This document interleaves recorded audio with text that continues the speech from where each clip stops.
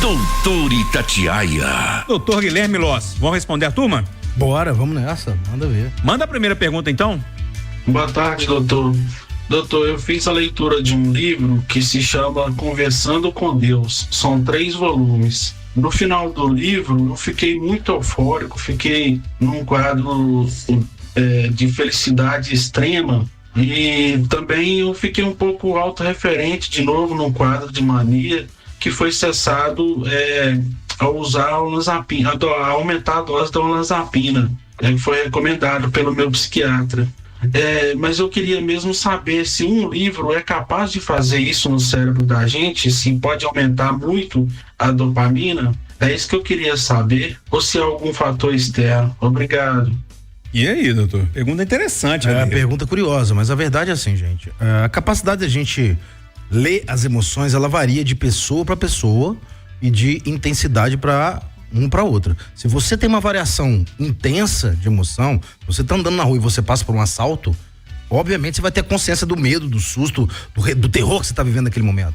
Se você vai vivendo um estresse no trabalho persistente, seu cérebro vai se neuroadaptando àquilo. Você não começa a perceber as variações e progressivamente seu cérebro vai desenvolvendo neurocircuitos, ficando cada vez mais ativado, sua ansiedade vai aumentando cada vez mais e você não tá enxergando aquilo. Tem muitas pessoas, Júnior, que vivem tensas, focadas em dinheiro, em trabalho, competitivas, se cobrando, eu tenho que, eu preciso, eu vou, e não percebem que estão vivendo um mundo preto e branco, porque quanto mais alta a tensão e a ansiedade, mais difícil fica para você alcançar satisfação e prazer, né? Pessoas muito tensas precisam de muito para ter satisfação. Pessoas mais relaxadas precisam de poucos estímulos para ter prazer. Então é muito interessante as pessoas entenderem isso. A partir do momento que você sabe disso, é muito comum que as pessoas vivam um estresse persistente, vão hiperativando a mente dela e não enxerguem.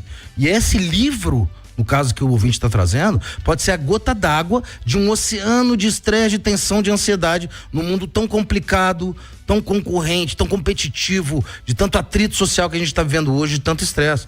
Então, geralmente o que acontece é isso. As variações emocionais de pequena intensidade, crônicas, a gente não percebe, até que chega uma gota d'água. E ela, inclusive, disse que a gente está falando hoje sobre raiva e a explosividade, que é quando chega a gota d'água de um exercício tensional acumulado referente ao núcleo de um tema político, econômico, de uma dificuldade, de algo que você não suporta do trânsito, de várias situações que a gente vive. Então, que você entenda, faça seu tratamento, se dedique a ele e compreenda que não foi o livro. Leia livro sem medo, simplesmente faça seu acompanhamento para você ter uma leitura externa. Da mesma forma que a gente tá num carro e a lanterna traseira queima, a gente não sabe. Eu sempre gosto de falar isso para os pacientes. Às vezes quem tá de fora consegue saber. Se a pessoa parou no celular e falou, sua lanterna tá queimada, você não aceita a dica dela? Você vai lá conferir? Então, gente, para aqueles que sabem que tem dificuldade de gestão emocional, procurem ajuda, façam terapia, façam acompanhamento médico próximo, para ele poder acompanhar você e perceber suas variações antes que você entre em crise. Ô doutor, mas sei lá, uma obra como um livro, um bom filme, uma música, isso pode alterar a nossa,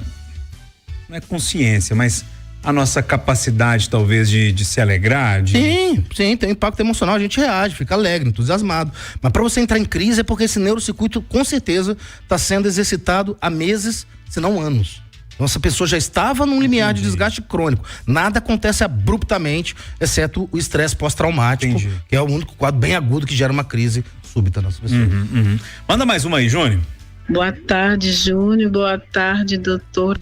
Gente, depois dessa crise da pandemia, que já faz um tempão, né? E meu pai faleceu, né? Mas não foi da pandemia, não. Meu pai já estava velhinho, com 92 anos. Eu comecei a desenvolver uma crise de ansiedade. Isso só acontece à noite, quando eu vou dormir, gente.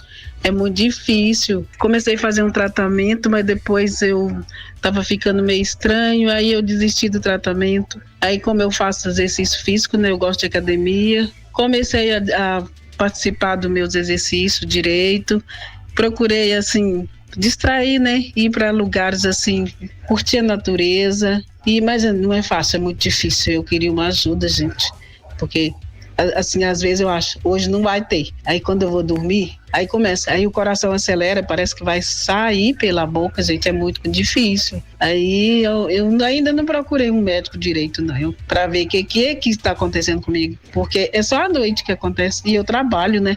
Eu já vou fazer 70 anos, eu trabalho, gosto de trabalhar, acho que se eu não trabalhasse, eu tava pior, né? Porque eu não ia distrair, ver gente diferente, ficar só em casa, né? É muito difícil, gente, é muito triste. Um abraço pra vocês. Eu queria só uma ajudinha, um comentáriozinho aí sobre isso. Um abraço. Doutor, crise de ansiedade não é brincadeira, porque é uma sensação, sei lá, eu já tive algumas crises de ansiedade, é uma sensação que você vai morrer, você vai, pô, não vou aguentar, né? Você fica tão agitado e tal.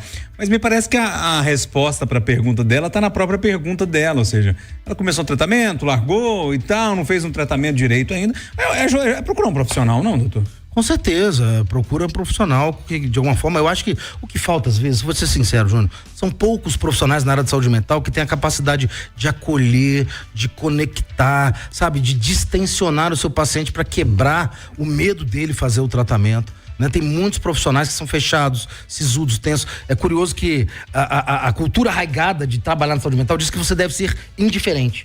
A pessoa deve te contar uma coisa, seja alegre ou feliz, e você deve manter um tônus de seriedade e não reagir àquilo. Eu não consigo ser assim. Eu expresso minhas emoções, eu empatizo com meus pacientes, eu fico triste com eles, eu fico alegre com eles.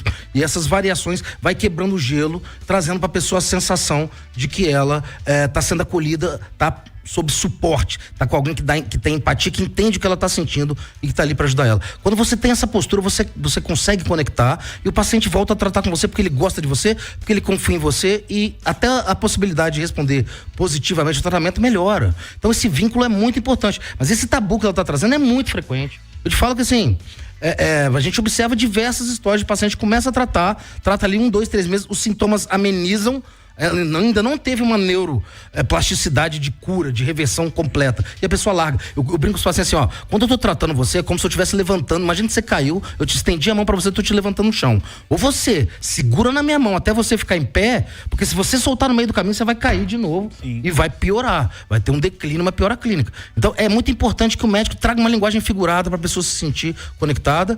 E eu digo pra ela, aceite ajuda. Gente, isso que ela traz também é muito interessante. Você tá na sala assistindo um futebol, seu cérebro tá conectado, ele tá preenchido. Quando você vai pra cama, no escuro, fecha os olhos, a hiperatividade dos pensamentos estressores, automáticos, né, o evento traumático, tudo aquilo que aconteceu com você de ruim pode vir à tona. Isso é um sinal de hiperatividade mental automatizada, de transtorno de ansiedade ou de uma depressão, de um quadro em que você está perdendo o controle. Busque ajuda que você melhora sim. Boa. Manda mais uma então, Júnior. Ô, doutor, boa tarde, tudo bem? Meu nome é Adriano, motoboy. Deixa eu te perguntar, eu fui casado durante 7 anos e durante meu primeiro casamento passei por muitos problemas. Agora, eu tô com uma namorada que tá querendo casar, só que eu não consigo pensar em casar. Só de pensar em casar, já começo a querer se separar dela. Isso é algum problema psicológico que eu tenho? Que adquiri durante o casamento? É normal? Pergunta capciosa e eu digo pra você, João. Medo de casar. Você tá quase na cultura dos também homens, tinha né? isso aí. Outro dia, você viu um post na internet do menininho na festa fantasia? Tava a menina vestidinha de noiva, ela toda sorrindo, o menino do lado chorando com uma fantasia de noiva. Tá dentro da cabeça do homem. Né? Gente, alguém avisa ele que é só brincadeira. Mas tem um vídeo também que viralizou, agora só abriu a minha cabeça para as besteiras aqui. Tem um vídeo também que viralizou um tempo atrás que era o homem, a mulher jogava como é que chama? O buquê, né? As mulheres todas pegando lá pra tentar pegar o buquê. E o homem jogava, não sei se era gravata, alguma coisa do tipo assim pros homens também. Só que jogou gravata, todo mundo só correndo, deixou a gravata sozinha lá. Mas enfim, é aí, doutor. O que ele tá revelando é um condicionamento fóbico, gente. Toda vez que a gente vive um processo crônico, real, imaginário ou de alguma forma que você acredite, mesmo que você simule, né, aquilo, lembre muitas vezes você está exercitando emoções associadas a um evento, seja um lugar, seja uma pessoa, seja um ritual de um casamento, seja o vínculo afetivo. Se você vive real ou imaginariamente algo estressante, persistente e está condicionado, o seu cérebro começa, assim como eu ensino um cachorro, Júnior, a não entrar no meu quarto, eu assusto ele e o cérebro dele começa a associar o meu quarto com medo, e para não sentir aquele desconforto ele para de entrar lá. Se você vive uma situação estressora persistente, não busca ajuda, e aquilo vai formando um circuito, uma ponte entre o medo, a ansiedade e aquilo, você começa a instintivamente evitar. Então você tem pessoas que têm fobias diversas de elevador, fobia de água, do mar, fobia de altura, e você tem pessoas que vão ter fobia do local de trabalho por estresse crônico ali dentro, ou até do casamento, se ele viveu um casamento muito sofrido. E o que ele tem que entender é que ele precisa procurar ajuda para ele, primeiro, fazer uma terapia de reinterpretar o que aconteceu e agora fazer uma contra. Da mesma forma que ele exercitou muito negativamente aquele processo, ele vai ter que exercitar positivamente agora para compensar as forças, até que o lado da conexão positiva vence a negativa, e ao mesmo tempo usar um remédio para administrar esse período que ele ainda não consegue superar, amenizar os sintomas e ele conseguir fluir e seguir em frente para ser feliz e acreditar novamente num casamento e no amor para a vida dele, tendo um vínculo contínuo com a pessoa que ele gosta. Doutor, responde de forma muito objetiva, muito técnica, mas se o peixe estivesse aqui, o que ele ia responder? Você sabe ou não? Sei não, ele fala assim, casar é bom, requeimado é melhor. Como é que é o negócio? Ele fala que casar é bom, mas morrer queimado é melhor, entendeu? Só o peixe mesmo, saudade dele. Manda a última aí, Júnior, pra gente fechar. Boa tarde, pessoal da chamada geral. Eu estou precisando de ajuda de vocês. Eu tenho um parente que que usa droga, e agora ele resolveu acumular coisas na casa, no carro, num cômodo da casa que está vazio, e está tornando a vida do povo um inferno, com mania de perseguição e tudo. Como que eu devo fazer? O que a gente pode fazer para ajudar? Não, doutor, eu lembrei de um programa que tem na televisão sobre esses acumuladores. É triste demais isso, né? Demais. E ali você vê o resultado de anos desse processo, o quanto enche uma casa inteira de lixo. Né? Na psiquiatria a gente chama isso, Júnior, de síndrome de Diógenes. A síndrome de Diógenes, que é a tendência a acumular lixo, coisas sem valor, e recolher na rua, trazer e não jogar fora coisas. Não tem uma obsessão, um vínculo possessivo enorme, patológico. Ela não é tão frequente na sociedade, mas tem se tornado cada vez maior. Porque quanto mais você exercita a ideia da aquisição material como algo positivo, mais seu cérebro vai automatizando aquilo como uma forma de compensar e aliviar o estresse e as tensões. O que ela está trazendo é um cenário relativamente frequente. Uma mente em desequilíbrio, ela entra num vazio tão extremo que ela começa a tentar várias alternativas de buscar conforto, né? De aliviar o sofrimento dela. Então a pessoa, às vezes, é usuária de drogas, e ali ela se perde e agrava o problema dela.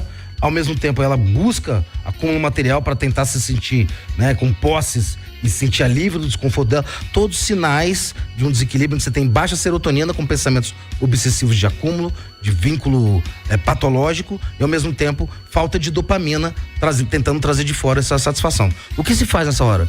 Buscar uma avaliação clínica. Marque a consulta você, não precisa levar o paciente. Marque a consulta com você, com um profissional de qualidade, converse com ele, pergunte como ajudar.